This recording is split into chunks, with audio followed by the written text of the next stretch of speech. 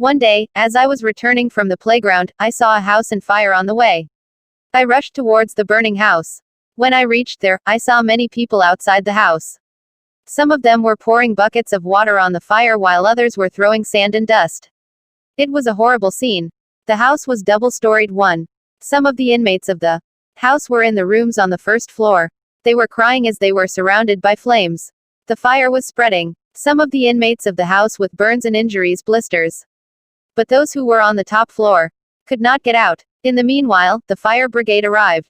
The neighbors had tried their level best to extinguish the fire, but they could not. The staff of the fire brigade fought bravely with the fierce flames. Water pipes were laid and the fire brigade officials made an effort to control the fire.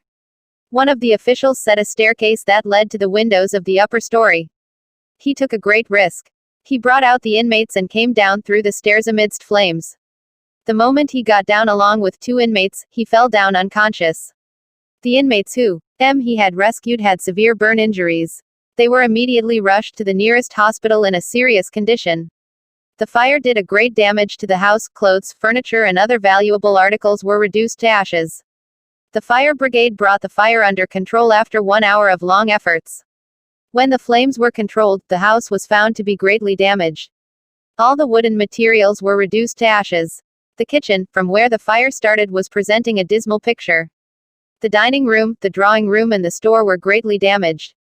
But luckily, there was no loss of human life. After enquiry, it was found that the bursting of stove in the kitchen was the cause of the fire. The sufferers were given compensation by the municipal authorities later on.